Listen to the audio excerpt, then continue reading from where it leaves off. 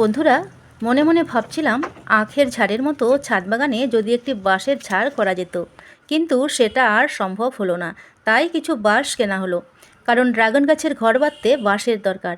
আপনারা যারা ড্রাগন গাছের জন্য ঘর বাঁধতে চাইছেন কিন্তু শক্ত খুঁটি নেই বা টায়ার নেই, বা এই খুঁটি দিয়ে বা টায়ার দিয়ে কিভাবে ড্রাগন গাছের জন্য ঘর বাঁধতে হয় সেটা বুঝতে পারছেন না, তো এই ভিডিওটা দেখে নিন, সব সমস্যার সমাধান হয়ে যাবে।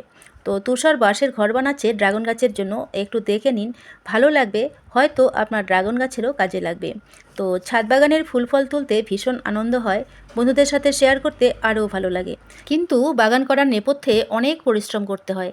সবচেয়ে কঠিন ব্যাপার হলো কোন গাছের কি চাহিদা সেটা নিজে থেকে বুঝে বুঝে সেই গাছের যত্ন নিতে হয়, কারণ কোনো উদ্ভিদ মুখ ফুটে তার অব্যক্ত ভাষা আমাদের বোঝাতে পারে না। দেখুন, ড্রাগন ডালের ডাল যত ঝুলে পড়বে তত তাড়াতাড়ি ফল দেবে, তাই ড্রাগন গাছের ডাল ঝোলাতেই এই সব ব্যবস্থা। আসলে এরা ক্যাকটাস জাতীয় গাছ এবং মরু অঞ্চলে খুব ভালো জন্মায়, কিন্তু আমরা যখন জোর করে সমতলে এনে রোপণ করেছি, তাই এদের প্রকৃত পরিবেশটা ফিরিয়ে দিতে না পারলেও কিছুটা চাহিদা তো মেটানো দরকার। তো বন্ধুরা, ড্রাগন গাছে মাচা বাঁধার কাজটা এখনও কমপ্লিট হলো না, আরও কিছুটা বাকি রয়ে গেছে, আমাকে এখন একটু হেল্প করতে হবে। তো পরবর্তী ভিডিওতে আবারও বাকিটা শেয়ার করব, আপনারা পাশে থাকবেন।